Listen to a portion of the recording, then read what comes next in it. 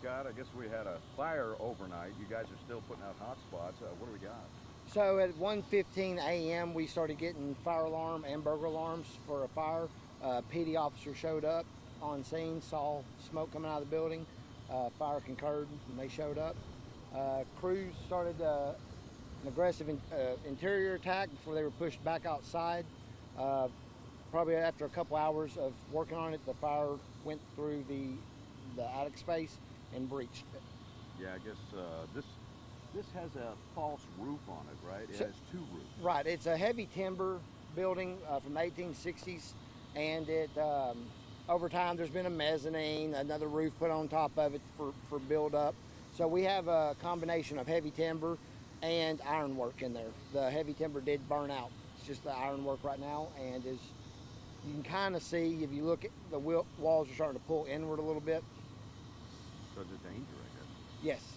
So now, I guess with the age of the building, everything kind of dried out, burned a little hotter. Huh? So the main sanctuary was built in, like I said, 1860. Everything else was added on between 1948 and 1959. And then, of course, they added the gym and a daycare on this other far corner over here sometime in the last couple decades. That is where it has, in the daycare, it has a fire alarm. The fire alarm is what went off in the daycare. Okay, all right. And I guess obviously that has closed down daycare. Correct. Yeah. Right now, there's not a lot of smoke damage, but it is flooded. Okay. So I guess you guys have called in the state investigator, is that right? Yes. So to assist us, there's only two of us in the fire marshal's office. So for assistance, we called in the state and we've called in the BATF. So to assist us with this manpower, it's a church, it has a little bit of an educational aspect to it.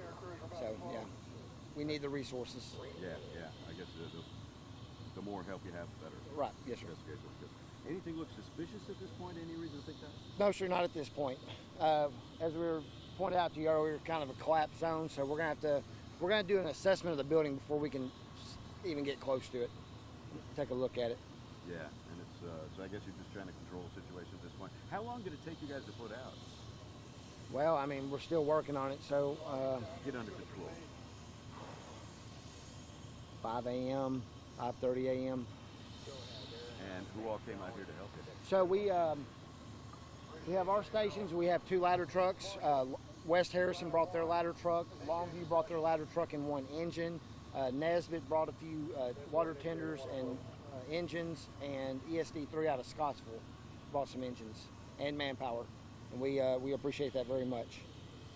So obviously the extra manpower helped in this situation. Yes, manpower was great. More water would have been fantastic. These four big ladder trucks pull a lot of water. So I guess the most important thing while you guys were fighting this fire was to control it so it didn't spread, right? Well, yes, sir. That's a secondary concern. Primary concern was before it got into that sanctuary. But so, gosh, I guess at this point, just under investigation. Yes, sir. Investigation pending. Nobody in the building at the time? Not that we are aware of. Okay. No firefighters have been hurt at this time, so no injuries. Till we get in there, we won't know if there's any. The last known was around 6 o'clock yesterday. Known people in the building. They locked up, went home for the evening. So church as usual yesterday. Right. And then this. Yes, sir. Okay. The difficulties and when you have a fire such as this, the difficulties that y'all have in trying to bring a fire like this under control of this nature of such a big building. So yeah, getting on the roof and we knew that this had two sets of roofs and a mezzanine and all from pre-planning. So putting a fire crew on the roof, trying to cut through that and put water down through there would have been effortless. Yeah, it wouldn't have done you any good. Yeah. So you just had to fight the whole thing from outside. Yes, sir. We fought it from the windows and basically every opening hole we could get water into. I don't know, anything else you'd like to add? Not at the moment. Like I said, we'll start an investigation later this evening. Power is cut. It is affecting a few other businesses around us. We're going to come up with a plan for this collapse hazard, and then we'll reassess. Now, is there gas going to the building? So there is gas. It was told that someone turned off the original gas, So they have an old boiler down there. Of course, they have a full commercial style kitchen. So it runs on gas. I guess at this point, really not much indication as to an ordinance point, right? No, sir.